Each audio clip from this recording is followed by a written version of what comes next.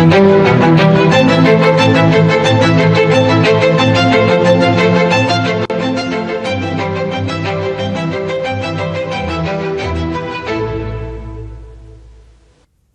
प्यारे देशवासियों, नमस्कार।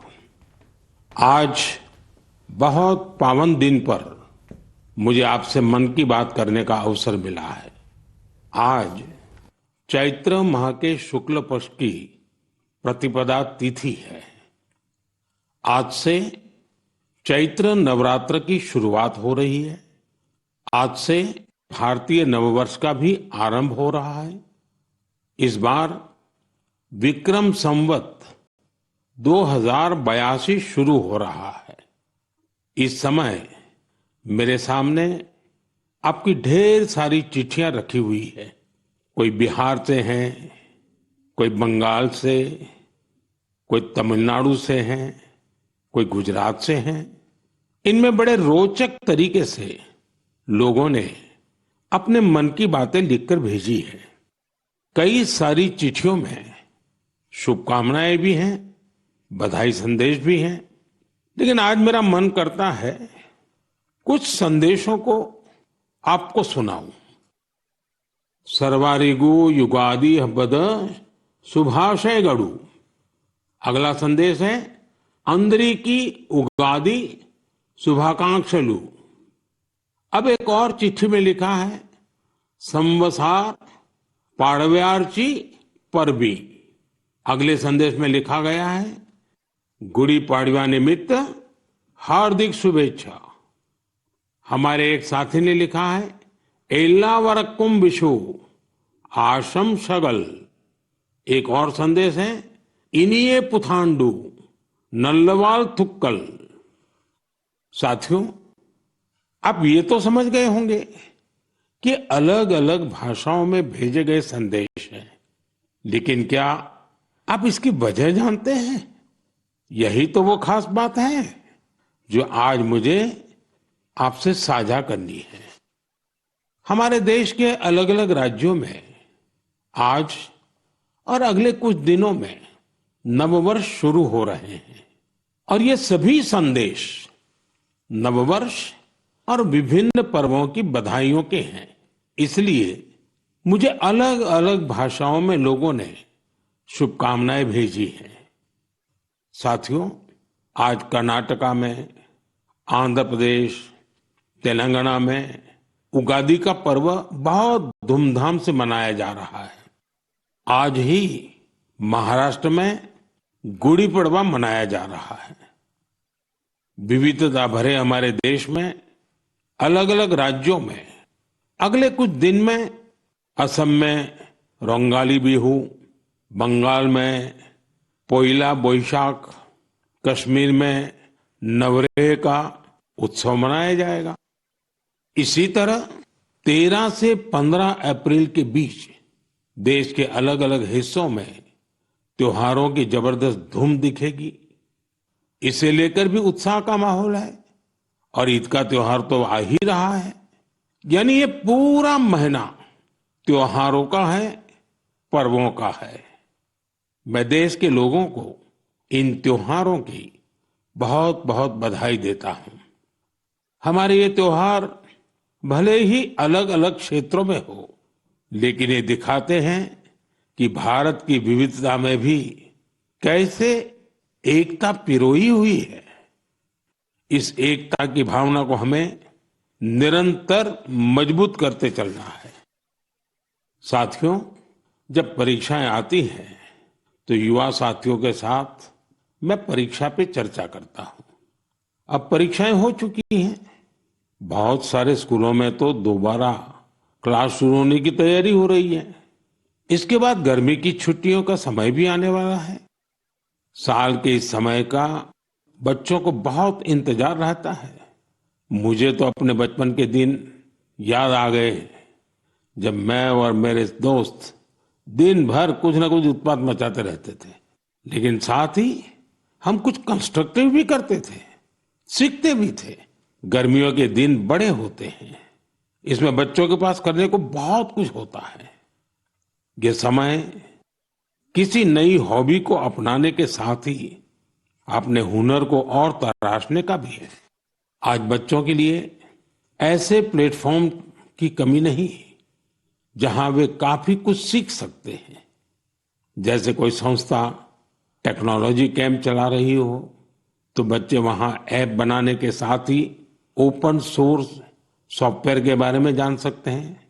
अगर कहीं पर्यावरण की बात हो, थिएटर की बात हो या लीडरशिप की बात हो, ऐसे विविध विविध विषय के कोर्स होते रहते हैं तो उससे भी जुड़ सकते हैं। ऐसे कई स्कूल हैं जो स्पीच या तो ड्रामा सिखाते हैं, ये बच्चों को बहुत काम आते हैं। इन सब के अलावा आपके पास इन छुट्टियों में कई जगह चल रहे वॉलेंटियर एक्टिविटीज, सेवा कार्यों से भी जुड़ने का अवसर है।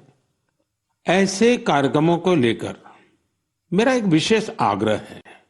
अगर कोई संगठन, कोई स्कूल या सामाजिक संस्थाएं या तो फिर साइंस सेंटर ऐसी समर एक्टिविटीज करवा रहे हो तो इसे #मायहॉलिडेज के साथ जरूर शेयर करें। इससे देश भर के बच्चे और उनके माता पिता को इनके बारे में आसानी से जानकारी मिल सकेगी। मेरे युवा साथियों, मैं आज आपसे माय भारत के उस खास कैलेंडर की भी चर्चा करना चाहूंगा जिसे इस समर वेकेशन के लिए तैयार किया गया है। इस कैलेंडर की एक कॉपी अभी मेरे सामने रखी हुई है। मैं इस कैलेंडर से कुछ अनूठे प्रयासों को साझा करना चाहता हूं। जैसे माय भारत के स्टडी टूर में आप ये जान सकते हैं कि हमारे जन औषधि केंद्र कैसे काम करते हैं। आप वाइब्रेंट विलेज अभियान का हिस्सा बनकर सीमावर्ती गांवों में एक अनोखा अनुभव ले सकते हैं। इसके साथ ही वहां कल्चर और स्पोर्ट्स एक्टिविटीज का हिस्सा जरूर बन सकते हैं। वहीं अंबेडकर जयंती पर पदयात्रा में भागीदारी कर आप संविधान के मूल्यों को लेकर जागरूकता भी फैला सकते हैं। बच्चों और उनके माता पिता से भी मेरा विशेष आग्रह है कि वे छुट्टियों के अनुभवों को #हॉलिडे मेमोरीज के साथ जरूर साझा करें। मैं आपके अनुभवों को आगे आने वाली मन की बात में शामिल करने का प्रयास करूंगा। मेरे प्यारे देशवासियों, गर्मी का मौसम शुरू होते ही शहर शहर, गांव गांव पानी बचाने की तैयारियां भी शुरू हो जाती हैं। अनेक राज्यों में वाटर हार्वेस्टिंग से जुड़े कामों ने, जल संरक्षण से जुड़े कामों ने नई तेजी पकड़ी है। जल शक्ति मंत्रालय और अलग अलग स्वयंसेवी संस्थाएं इस दिशा में काम कर रही हैं। देश में हजारों कृत्रिम तालाब, check dam, borewell recharge, community soak pit का निर्माण हो रहा है। हर साल की तरह इस बार भी कैच द रेन अभियान के लिए कमर कस ली गई है। ये अभियान भी सरकार का नहीं बल्कि समाज का है, जनता जनार्दन का है। जल संरक्षण से ज्यादा लोगों को जोड़ने के लिए जल संचय जन भागीदारी अभियान भी चलाया जा रहा है। प्रयास यही है कि जो प्राकृतिक संसाधन हमें मिले हैं उसे हमें अगली पीढ़ी तक सही सलामत पहुंचाना है। साथियों, बारिश की बूंदों को संरक्षित करके हम बहुत सारा पानी बर्बाद होने से बचा सकते हैं। पिछले कुछ सालों में इस अभियान के तहत देश के कई हिस्सों में जल संरक्षण के अभूतपूर्व कार्य हुए हैं। मैं आपको एक दिलचस्प आंकड़ा देता हूं। पिछले 7-8 साल में नए बने टैंक, पॉन्ड और अन्य वाटर रिचार्ज स्ट्रक्चर से 11 बिलियन क्यूबिक मीटर, उससे भी ज्यादा पानी का संरक्षण हुआ है। अब आप सोचेंगे कि 11 बिलियन क्यूबिक मीटर पानी कितना पानी होता है। साथियों, भाखड़ा नांगल बांध में जो पानी जमा होता है उसकी तस्वीरें तो आपने जरूर देखी होगी। ये पानी गोविंद सागर झील का निर्माण करता है। इस झील की लंबाई ही 90 किलोमीटर से ज्यादा है। इस झील में भी 9-10 बिलियन क्यूबिक मीटर से ज्यादा पानी संरक्षित नहीं हो सकता है। सिर्फ 9-10 बिलियन क्यूबिक मीटर।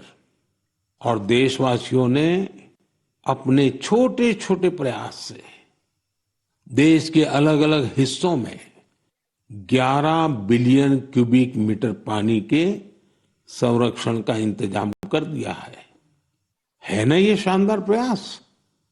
साथियों, इस दिशा में कर्नाटका के गडक जिले के लोगों ने भी मिसाल कायम की है। कुछ साल पहले यहाँ के 2 गांवों की झीलें पूरी तरह सूख गई। एक समय ऐसा भी आया जब वहां पशुओं के पीने के लिए भी पानी नहीं बचा। धीरे धीरे झील घास फूस और झाड़ियों से भर गई। लेकिन गांव के कुछ लोगों ने झील को पुनर्जीवित करने का फैसला किया और काम में जुट गए। और कहते हैं ना, जहां चाह वहां राह। गांव के लोगों के प्रयास देखकर आसपास की सामाजिक संस्थाएं भी उनसे जुड़ गई। सब लोगों ने मिलकर कचरा और कीचड़ साफ किया और कुछ समय बाद झील वाली जगह बिल्कुल साफ हो गई। अब लोगों को इंतजार है बारिश के मौसम का। वाकई ये कैच द रेन अभियान का शानदार उदाहरण है। साथियों, आप भी सामुदायिक स्तर पर ऐसे प्रयासों से जुड़ सकते हैं। इस जन आंदोलन को आगे बढ़ाने के लिए आप अभी से योजना जरूर बनाइए। और आपको एक और बात याद रखनी है, हो सके तो गर्मियों में अपने घर के आगे मटके में ठंडा जल जरूर रखिए। घर की छत पर या बरामदे में भी पक्षियों के लिए पानी रखिए। देखिएगा, ये पुण्य कार्य करके आपको कितना अच्छा लगेगा। साथियों, मन की बात में अब बात हौसलों के उड़ान की, चुनौतियों के बावजूद जज्बा दिखाने की। कुछ ही दिन पहले संपन्न हुए खेलो इंडिया पैरा गेम्स में एक बार फिर खिलाड़ियों ने अपनी लगन और प्रतिभा से सबको हैरान कर दिया। इस बार पहले से ज्यादा खिलाड़ियों ने इन खेलों में हिस्सा लिया। इससे पता चलता है कि पैरा स्पोर्ट्स कितना पॉपुलर हो रहा है। मैं खेलो इंडिया पैरा गेम्स में हिस्सा लेने वाले सभी खिलाड़ियों को उनके शानदार प्रयासों के लिए बधाई देता हूं। हरियाणा, तमिलनाडु और यूपी के खिलाड़ियों को पहला, दूसरा और तीसरा स्थान हासिल करने के लिए शुभकामनाएं देता हूं। इन खेलों के दौरान हमारे दिव्यांग खिलाड़ियों ने 18 राष्ट्रीय रिकॉर्ड भी बनाए, जिनमें से 12 तो हमारी महिला खिलाड़ियों के नाम रहे। इस बार के खेलो इंडिया पैरा गेम्स में गोल्ड मेडल जीतने वाले आर्म रेसलर जॉबी मैथ्यू ने मुझे चिट्ठी लिखी है। मैं उनके पत्र के कुछ हिस्से को पढ़कर सुनाना चाहता हूं। उन्होंने लिखा है, मेडल जीतना बहुत खास होता है, लेकिन हमारा संघर्ष सिर्फ पोडियम पर खड़े होने तक सीमित नहीं है। हम हर रोज एक लड़ाई लड़ते हैं। जीवन कई तरीके से हमारी परीक्षा लेता है। बहुत कम लोग हमारे संघर्ष को समझ पाते हैं। इसके बावजूद हम साहस के साथ आगे बढ़ते हैं। हम अपने सपनों को पूरा करने में जुटते हैं। हमें ये विश्वास रहता है कि हम किसी से कम नहीं है। वाह, जॉबी मैथ्यू, आपने कमाल लिखा है, अद्भुत लिखा है। इस पत्र के लिए मैं आपका आभार व्यक्त करता हूं। मैं जॉबी मैथ्यू और हमारे सभी दिव्यांग साथियों से कहना चाहता हूं कि आपके प्रयास हमारे लिए बहुत बड़ी प्रेरणा है। साथियों, दिल्ली में एक और भव्य आयोजन ने लोगों को बहुत प्रेरणा दी है, जोश से भर दिया है। एक इनोवेटिव आइडिया के रूप में पहली बार फिट इंडिया कार्निवल का आयोजन किया गया। इसमें अलग अलग क्षेत्रों के करीब 25,000 लोगों ने हिस्सा लिया। इन सभी का एक ही लक्ष्य था, फिट रहना और फिटनेस को लेकर जागरूकता फैलाना। इस आयोजन में शामिल लोगों को उनके स्वास्थ्य के साथ साथ पोषण से जुड़ी जानकारियां भी मिली। मेरा आग्रह है कि आप अपने क्षेत्रों में भी इसी तरह के कार्निवल का आयोजन करें। इस पहल में माय भारत आपके लिए बहुत मददगार बन सकता है। साथियों, हमारे स्वदेशी खेल अब पॉपुलर कल्चर के रूप में घुल मिल रहे हैं। मशहूर रैपर हनुमान काइंड को तो आप सभी जानते ही होंगे। आजकल उनका नया सॉन्ग रन इट अप काफी फेमस हो रहा है। इसमें कलारियपट्टू, गतका और थांगता जैसी हमारी पारंपरिक मार्शल आर्ट्स को शामिल किया गया है।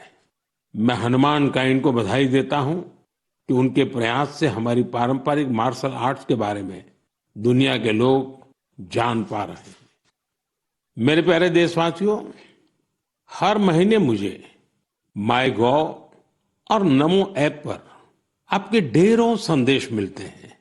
कई संदेश मेरे मन को छू लेते हैं तो कुछ गर्व से भर देते हैं। कई बार तो इन संदेशों में हमारी संस्कृति और परंपराओं के बारे में अनोखी जानकारी मिलती है। इस बार जिस संदेश ने मेरा ध्यान खींचा उसे मैं आपसे साझा करना चाहता हूं। वाराणसी के अथर्व कपूर, मुंबई के आर्यश लिखा और अत्रेय मान ने मेरी हाल की मॉरिशस यात्रा पर अपनी भावनाएं लिखकर भेजी है। उन्होंने लिखा है, इस यात्रा के दौरान गीत गवई की परफॉर्मेंस से उन्हें बहुत आनंद आया। पूर्वी उत्तर प्रदेश और बिहार से आए बहुत सारे पत्रों में मुझे ऐसी ही भावुकता देखने को मिली है। मॉरिशस में गीत गवई की शानदार परफॉर्मेंस के दौरान मैंने वहां जो महसूस किया वो वाकई अद्भुत है। साथियों, जब हम जड़ से जुड़े रहते हैं तो कितना ही बड़ा तूफान आए, तूफान हमें उखाड़ नहीं पाता।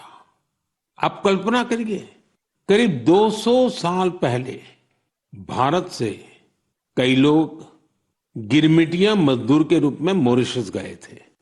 किसी को नहीं पता था कि आगे क्या होगा, लेकिन समय के साथ वे वहां रस बस गए।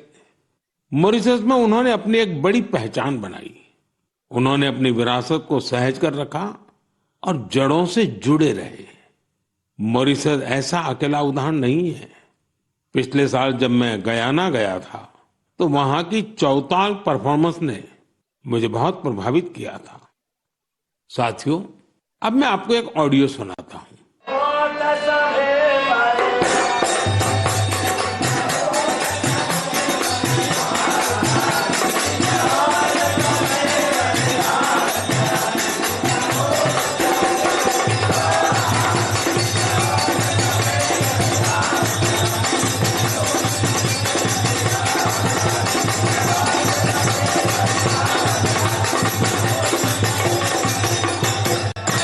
आप जरूर सोच रहे होंगे कि ये तो हमारे देश के किसी हिस्से की बात है, लेकिन आपको यह जानकर हैरानी होगी कि इसका संबंध फिजी से है। यह फिजी का बहुत ही लोकप्रिय फगवा चौताल है। ये गीत और संगीत हर किसी में जोश भर देता है। मैं आपको एक और ऑडियो सुनाता हूं।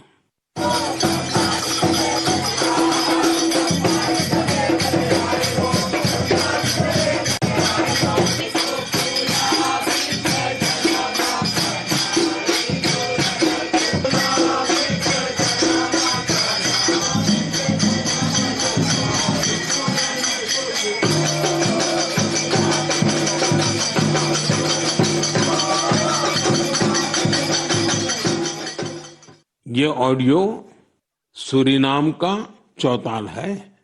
इस कार्यक्रम को टीवी पर देख रहे देशवासी सूरीनाम के राष्ट्रपति और मेरे मित्र चान संतोखी जी को इसका आनंद लेते हुए देख सकते हैं। बैठक और गानों की यह परंपरा त्रिनिदाद एंड टोबैगो में भी खूब लोकप्रिय है। इन सभी देशों में लोग रामायण खूब पढ़ते हैं। यहाँ फगवा बहुत लोकप्रिय है और सभी भारतीय पर्व त्योहार पूरे उत्साह के साथ मनाए जाते हैं। उनके कई गाने भोजपुरी, अवधी या मिश्रित भाषा में होते हैं। कभी कभार ब्रज और मैथिली का भी उपयोग होता है। इन देशों में हमारी परंपराओं को सहेजने वाले सभी लोग सराहना के पात्र हैं। साथियों, दुनिया में ऐसे कई संगठन भी हैं जो वर्षों से भारतीय संस्कृति को संरक्षित करने का कार्य कर रहे हैं। ऐसा ही एक संगठन है Singapore Indian fine arts society. भारतीय नृत्य, संगीत और संस्कृति को संरक्षित करने में जुटे इस संगठन ने अपने गौरवशाली 75 साल पूरे किए हैं। इस अवसर से जुड़े कार्यक्रम में सिंगापुर के राष्ट्रपति श्रीमान थरमन शनमुगरत्नम जी गेस्ट ऑफ ऑनर थे। उन्होंने इस ऑर्गेनाइजेशन के प्रयासों की खूब सराहना की। मैं इस टीम को अपनी ढेर सारी शुभकामनाएं देता हूं। साथियों, मन की बात में हम देशवासियों की उपलब्धियों के साथ ही अक्सर सामाजिक विषयों को भी उठाते हैं। कई बार चुनौतियों पर भी चर्चा होती है। इस बार मन की बात में मैं एक ऐसी चुनौती के बारे में बात करना चाहता हूं जो सीधे हम सबसे जुड़ी हुई है। ये चुनौती है टेक्सटाइल वेस्ट की। आप सोच रहे होंगे, ये टेक्सटाइल वेस्ट क्या नई बला आ खड़ी हुई है? दरअसल टेक्सटाइल वेस्ट पूरी दुनिया के लिए नई चिंता की एक बड़ी वजह बन गया है। आजकल दुनिया भर में पुराने कपड़ों को जल्द से जल्द हटाकर नए कपड़े लेने का चलन बढ़ रहा है। क्या आपने सोचा है कि जो पुराने कपड़े आप पहनना छोड़ देते हैं उनका क्या होता है? यही टेक्सटाइल वेस्ट बन जाता है। इस विषय में बहुत सारी ग्लोबल रिसर्च हो रही है। एक रिसर्च में ये सामने आया है, सिर्फ 1% से भी कम टेक्सटाइल वेस्ट को नए कपड़ों में रिसाइकिल किया जाता है। 1% से भी कम। भारत दुनिया का तीसरा ऐसा देश है जहां सबसे ज्यादा टेक्सटाइल वेस्ट निकलता है। यानी चुनौती हमारे सामने भी बहुत बड़ी है। लेकिन मुझे खुशी है कि हमारे देश में इस चुनौती से निपटने के लिए कई सराहनीय प्रयास किए जा रहे हैं। कई भारतीय स्टार्टअप्स ने टेक्सटाइल रिकवरी फैसिलिटीज पर काम शुरू किया है। कई ऐसी टीमें हैं जो कचरा बीनने वाले हमारे भाई बहनों के सशक्तिकरण के लिए भी काम कर रही हैं। कई युवा साथी सस्टेनेबल फैशन के प्रयासों में जुड़े हैं। वे पुराने कपड़ों और जूते चप्पलों को रिसाइकल कर जरूरतमंदों तक पहुंचाते हैं। टेक्सटाइल वेस्ट से सजावट की चीजें, हैंडबैग, स्टेशनरी और खिलौने जैसी कई वस्तुएं बनाई जा रही हैं। कई संस्थाएं आजकल सर्कुलर फैशन ब्रांड को पॉपुलर बनाने में जुटी हैं। नए नए रेंटल प्लेटफॉर्म भी खुल रहे हैं जहां डिजाइनर कपड़े किराए पर मिल जाते हैं। कुछ संस्थाएं पुराने कपड़े लेकर उसे दोबारा उपयोग करने लायक बनाती हैं और गरीबों तक पहुंचाती हैं। साथियों, टेक्सटाइल वेस्ट से निपटने में कुछ शहर भी अपनी नई पहचान बना रहे हैं। हरियाणा का पानीपत टेक्सटाइल रिसाइकलिंग के ग्लोबल हब के रूप में उभर रहा है। बेंगलुरु भी इनोवेटिव टेक्स सॉल्यूशंस से अपनी एक अलग पहचान बना रहा है। यहाँ आधे से ज्यादा टेक्सटाइल वेस्ट को जमा किया जाता है, जो हमारे दूसरे शहरों के लिए भी एक मिसाल है। इसी प्रकार तमिलनाडु का तिरुपुर वेस्ट वाटर ट्रीटमेंट और रिन्यूएबल एनर्जी के माध्यम से टेक्सटाइल वेस्ट मैनेजमेंट में जुटा हुआ है। मेरे प्यारे देशवासियों, आज फिटनेस के साथ साथ काउंट का बड़ा रोल हो गया है। एक दिन में कितने स्टेप्स चले, इसका काउंट। एक दिन में कितनी कैलोरीज खाई, इसका काउंट। कितनी कैलोरीज बर्न की, इसका काउंट। इतने सारे काउंट्स के बीच एक और काउंटडाउन शुरू होने वाला है, इंटरनेशनल योगा डे का काउंटडाउन। योग दिवस में अब 100 दिन से भी कम समय रह गया है। अगर आपने अपने जीवन में अब तक योगा को शामिल नहीं किया है तो अब जरूर कर लीजिए, अभी देर नहीं हुई है। 10 साल पहले 21 जून 2015 को पहला अंतर्राष्ट्रीय योग दिवस मनाया गया था। अब तो इस दिन ने योग के एक विराट महोत्सव का रूप ले लिया है। मानवता को भारत की ओर से यह एक ऐसा अनमोल उपहार है जो भविष्य की पीढ़ी के बहुत काम आने वाला है। साल 2025 के योग दिवस की थीम रखी गई है, yoga for one earth one health, यानी हम योग के जरिए पूरे विश्व को स्वस्थ बनाने की कामना करते हैं। साथियों, यह हम सबके लिए गर्व करने वाली बात है कि आज हमारे योग और ट्रेडिशनल मेडिसिन को लेकर पूरी दुनिया में जिज्ञासा बढ़ रही है। बड़ी संख्या में युवा योग और आयुर्वेद को वेलनेस का एक बेहतरीन माध्यम मानकर इसे अपना रहे हैं।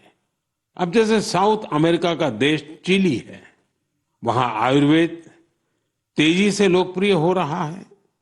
पिछले साल मैं ब्राजील की यात्रा के दौरान चिली के राष्ट्रपति से मिला था। आयुर्वेद की इस पॉपुलैरिटी को लेकर हमारे बीच काफी चर्चा हुई थी। मुझे सोमोस इंडिया नाम की टीम के बारे में पता चला है। स्पेनिश में इसका अर्थ है वी आर इंडिया। यह टीम करीब 1 दशक से योग और आयुर्वेद को बढ़ावा देने में जुटी है। उनका फोकस ट्रीटमेंट के साथ साथ एजुकेशनल प्रोग्राम्स पर भी है। वे आयुर्वेद और योग से संबंधित जानकारियों को स्पेनिश लैंग्वेज में ट्रांसलेट भी करवा रहे हैं। सिर्फ पिछले वर्ष की बात करें तो उनके अलग अलग इवेंट्स और कोर्सेज में करीब 9,000 लोगों ने हिस्सा लिया था। मैं इस टीम से जुड़े सभी लोगों को उनके इस प्रयास के लिए बहुत बहुत बधाई देता हूं। मेरे प्यारे देशवासियों, मन की बात में अब एक चटपटा सा और अटपटा सा सवाल। आपने कभी फूलों की यात्रा के बारे में सोचा है? पेड़ पौधों से निकले कुछ फूलों की यात्रा मंदिरों तक होती है। कुछ फूल घर को सुंदर बनाते हैं, कुछ इत्र में घुलकर हर तरफ खुशबू फैलाते हैं। लेकिन आज मैं आपको फूलों की एक और यात्रा के बारे में बताऊंगा। आपने महुआ के फूलों के बारे में जरूर सुना होगा। हमारे गांवों और खास करके आदिवासी समुदाय के लोग इसके महत्व के बारे में अच्छी तरह जानते हैं। देश के कई हिस्सों में महुआ के फूलों की यात्रा अब एक नए रास्ते पर निकल पड़ी है। मध्य प्रदेश के छिंदवाड़ा जिले में महुआ के फूल से कुकीज बनाए जा रहे हैं। राजाखो गांव की 4 बहनों के प्रयास से ये कुकीज बहुत लोकप्रिय हो रहे हैं। इन महिलाओं का जज्बा देखकर एक बड़ी कंपनी ने इन्हें फैक्ट्री में काम करने की ट्रेनिंग दी।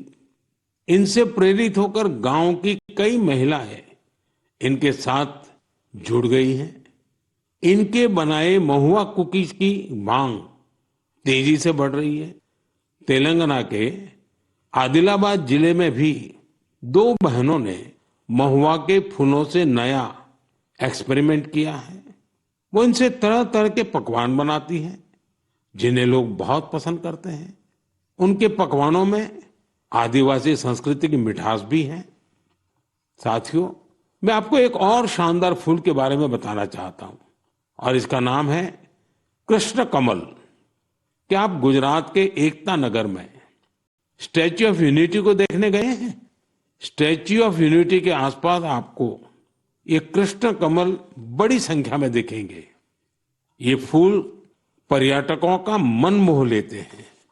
ये कृष्ण कमल एकता नगर के आरोग्य वन, एकता नर्सरी, विश्व वन और मियावाकी फॉरेस्ट में आकर्षण का केंद्र बन चुके हैं। यहाँ योजनाबद्ध तरीके से लाखों की संख्या में कृष्ण कमल के पौधे लगाए गए हैं। आप भी अपने आसपास देखेंगे तो आपको फूलों की दिलचस्प यात्राएं दिखेगी। आप अपने क्षेत्र में फूलों की ऐसी अनोखी यात्रा के बारे में मुझे भी लिखिएगा। मेरे प्यारे साथियों, आप मुझे हमेशा की तरह अपने विचार, अनुभव और जानकारियां साझा करते रहें। हो सकता है आपके आसपास कुछ ऐसा हो रहा हो जो सामान्य लगे, लेकिन दूसरों के लिए वो विषय बहुत रोचक और नया होगा। अगले महीने हम फिर मिलेंगे और देशवासियों की उन बातों की चर्चा करेंगे जो हमें प्रेरणा से भर देती है। आप सबका बहुत बहुत धन्यवाद। नमस्कार।